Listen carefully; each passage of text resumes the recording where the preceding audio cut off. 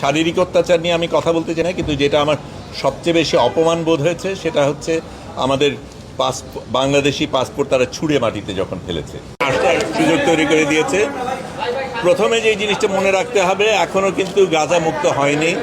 গাজার মানুষরা এখনও আক্রান্ত, তাদের উপর এখনও নির্যাতন চলছে, এবং সেটা যতক্ষণ না হয় আমাদের কাজ কিন্তু শেষ হয়নি।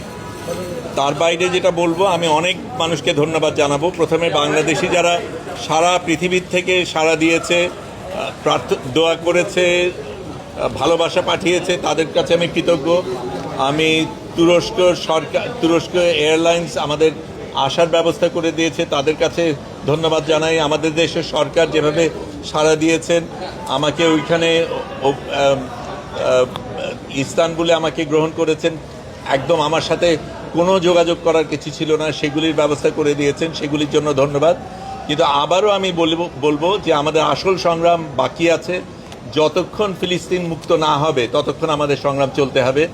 আমি যেতে পেরেছি, অনেকে যেতে পারিনি, অনেকে আমার সাথে যোগাযোগ করেছিল, তারা যেতে চেয়েছে। আমি মনে করি আরও হাজার এরকম ফ্লোটিলা যাওয়া দরকার, এবং যতক্ষণ না ফিলিস্তিন মুক্ত না হবে আমাদের এই সংগ্রাম চালিয়ে যেতে হবে। কঠিন তো অনেকগুলি জিনিস, এটা ঠিক আমাদের উপর নির্যাতন গেছে, কঠিন সময় গেছে, কিন্তু গাজাবাসীদের উপর যা হয় তার তুলনায় আমাদেরটা কিচ্ছু না। যেই জিনিসগুলি হয়েছে সেটা প্রথমে আমাদের একেবারে শুরু থেকেই যেই জিনিসগুলি ছিল, একেবারে প্রস্তুতির দিক থেকে অনেকগুলি সতর্কতার ব্যাপার ছিল, নিরাপত্তার ব্যাপার ছিল, অনেক কিছু আপনারা জানতে চেয়েছেন, আপনাদের জানানো যায়নি নিরাপত্তার কারণে, কিন্তু আমাদের একটা স্ট্র্যাটেজিক্যালি চলতে হয়েছে। আমি প্রথমে এই ফ্লোটিলায় যাওয়ার সুযোগ পাই 24 তারিখে সম্ভবত সেপ্টেম্বরে, তখন আমি নিউ ইয়র্কে। তখন খুব দ্রুত টিকিট কেটে ঢাকায় এসে ঢাকার থেকে বদল করব, কাজে আমি ওখান থেকে আম্মান যাই, আম্মান থেকে দোহা যাই, দোহা থেকে ঢাকায় আসি, ঢাকায় এসে এখানকার কিছু কাজ সেরে অল্পক্ষণের মধ্যে আবার ফ্লাইট নিয়ে রোমে যাই। রোমের থেকে আমরা যেখানে যাওয়ার কথা ছিল 28 তারিখ সন্ধ্যার মধ্যে আমাদের ব্রিন্দিসি বোধহয় জায়গাটার নাম, হ্যাঁ ব্রিন্দিসি, ওখানে পৌঁছানো সম্ভব ছিল না এই সময়ের মধ্যে। কাজেই যেটা করি, রোম পর্যন্ত যাই, রোম থেকে আবার রাতের বাস নিয়ে 10.5 ঘন্টা গিয়ে লেচ্ছেতে যাই, সেখান থেকে আরেকটা বাস নিয়ে ট্রেন স্টেশনে যাই, ওখান থেকে ট্রেন যাত্রা করে আরেকটা বাস নিয়ে বাকি পথ হেঁটে ওখানে আমি 29 তারিখ সকালে পৌঁছাই। সেই দিন আমাদের প্রস্তুতি পর্ব ছিল, ট্রেনিংয়ের ব্যাপার ছিল। পরের দিন সকালবেলা আমরা রওনা দেই এবং তখন থেকে আমরা যাত্রা শুরু করি।